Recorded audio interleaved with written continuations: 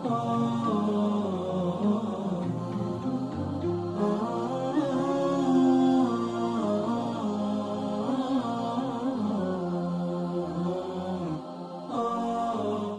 باللہ من الشیطان الرجیم بسم اللہ الرحمن الرحیم وبہ نستعین وخیر ناصر ومعین. محترم ناظرین السلام علیکم ورحمۃ اللہ وبرکاتہ.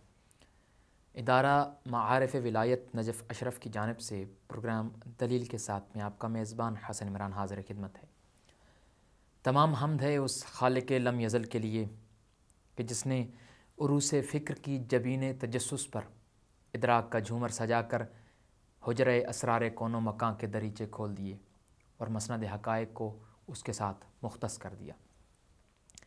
ناظرین محترم، اس جہان آب و گل کے ہر ایک ذرے کی ایک ایک حرکت متعین اور محدد ہے، کیونکہ اس کائنات کی بقا اس کے نظام کی تعیین اور تنظیم میں پائی جاتی ہے.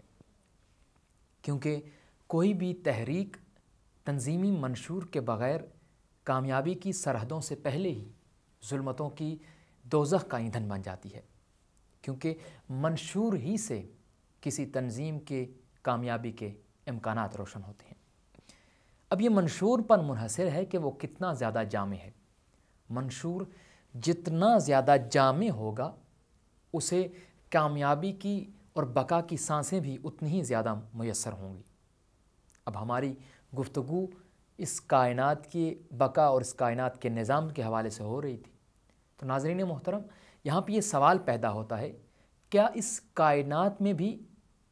اس کائنات کی تنظیم اور ترتیب کا بھی کوئی منشور پایا جاتا ہے یا نہیں؟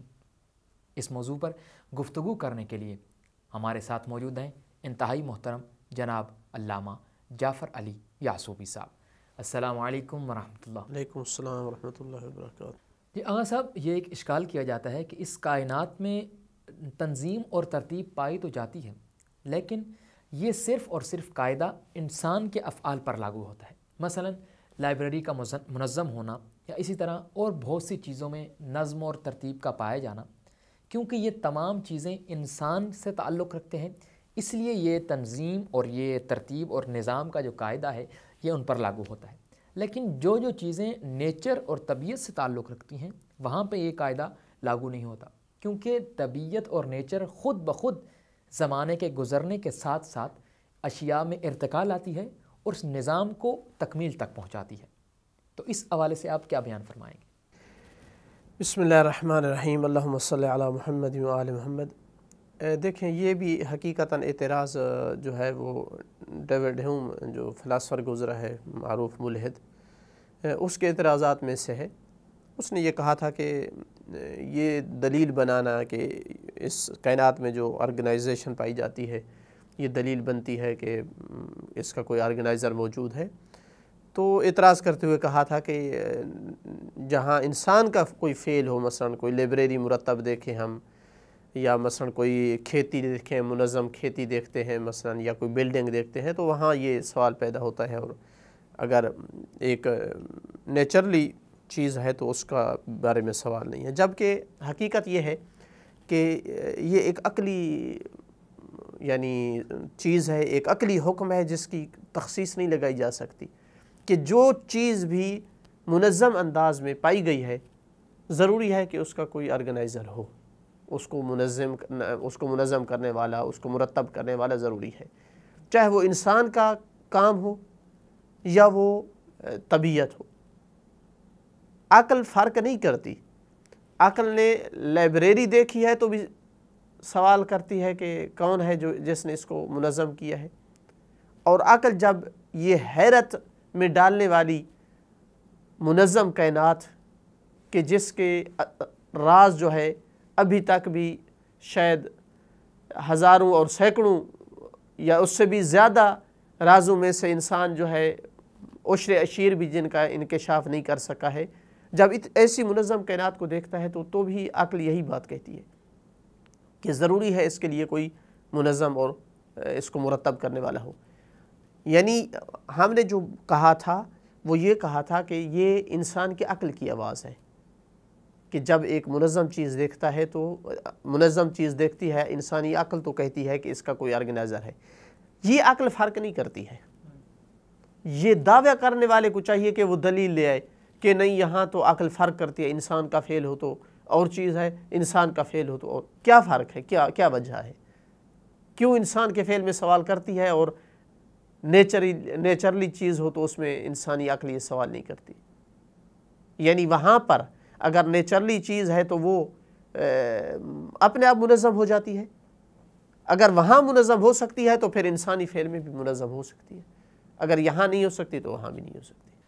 چلو آغا صاحب، اگر یہ بات مان بھی لی جائے کہ اس کائنات کے لیے ایک آرگنائزر کا ہونا اور ایک ناظم کا ہونا ضروری ہے، لیکن آغا صاحب یہ بات تو ضروری نہیں کہ وہ کوئی باہر سے دوسری چیز ہو، بلکہ یہ عین ممکن ہے کہ کائنات میں جو موجود اشیاء ہیں ان کے اجزاء کے درمیان جو باہمی ربط ہے اور ان آبجیکٹس کا آپس میں جو کمبینیشن ہے وہی ان کو نظم دینے والا اور ان کو آرگنائز کرنے والا ہو. کیونکہ یہ کائنات تو ایک لحظے میں وجود میں تو نہیں آئی، بلکہ اس کو بنتے بنتے اور وجود میں آتے آتے ایک عرصہ لگا ہے. تو یہ جو اشیاء کا آپس میں ربط ہے، باہمی کمبینیشن ہے، یہی زمانے کے گزرنے کے ساتھ ساتھ ان کو تکمیل تک لایا ہو اور اس نظام کو کمال تک پہنچایا ہو.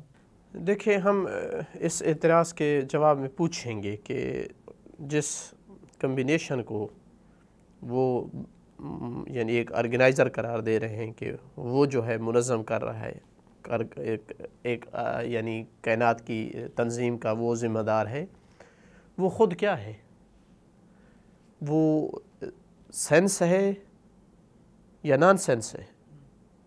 اس کے اندر شعور ہے، ادراک کی طاقت ہے یا نہیں؟ کسی چیز کا ادراک نہیں کر سکتا ہے تو دو حال سے خالی نہیں ہے. اگر تو وہ نان سینس ہے تو پھر اصل کون قبول کرے کہ ایک ایسی چیز جس میں بالکل کسی قسم کا شعور نہ ہو وہ اتنی بڑی خوبصورت کائنات کو منظم کر لے؟ یہ کوئی عقل قبول کرنے کے لیے تیار ہے؟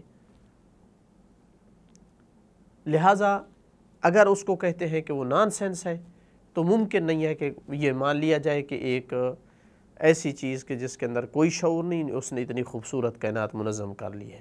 فاقد و شیلات یؤتی، جس کے اپنے پاس کوئی شعور نہیں، وہ کیسے اس طرح سے شعور والی مخلوقات خلق کر لی؟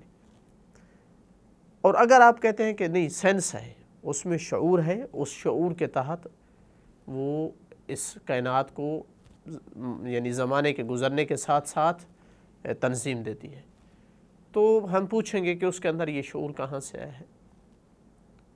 جس نے اس کو بنایا ہے، خلق کیا ہے، اسی نے اس کو شعور دیا ہے. چونکہ سوال ختم نہیں ہوگا کہ اس کے اندر یہ شعور کہاں سے آیا ہے. تو آخر کار آپ کو ایک ایسی ذات جس کی قدرت اور جس کے علم کی کوئی حدود نہ ہو، چونکہ یہ کائنات بتاتی ہے کہ میرا آرگنائزر وہ ہے جس کی قدرت اور جس کے علم میں کسی قسم کی کوئی کمی نہیں ہے، کوئی حدود نہیں ہے. تو ماننا پڑے گا کہ اگر اس نیچر میں شعور ہے، اس کمبینیشن میں جس کو آپ کہہ رہے ہیں کہ اس کے اندر کوئی شعور پایا جاتا ہے، تو بھی ماننا پڑے گا کہ وہ شعور رکھنے والی کوئی ذات، کوئی پاور موجود ہے جس نے وہ رکھا ہے. پھر یہاں ایک عجیب سی بات یہ سامنے آتی ہے کہ یہ کہنا کہ اس نیچر نے اور اس کمبینیشن نے جو کہ ایک میٹیریل چیز ہے، اس نے ایک انسان جیسی امیٹیریل چیز، انسان جیسی روح جو ہے اس کو خلق کیا ہے. یہ کیسے ہو سکتا ہے؟ ایک مادی چیز، ایک مجرد چیز کو، ایک میٹیریل، ایک امیٹیریل چیز کو جو ہے منظم کرے، مرتب کرے، خلق کرے، اصلا یہ چیز قابل قبول نہیں ہے. تو لہٰذا آخر کار ہم اس کو مانے بغیر نہیں رہ سکتے کہ یہ کائنات جو ہے منظم ہوئی ہے ڈائریکٹلی طور پر، ڈائریکٹلی یا انڈائریکٹلی، ایک ایسی ذات کے ذریعے سے جس کے علم اور قدرت کی کوئی حدود نہیں ہے.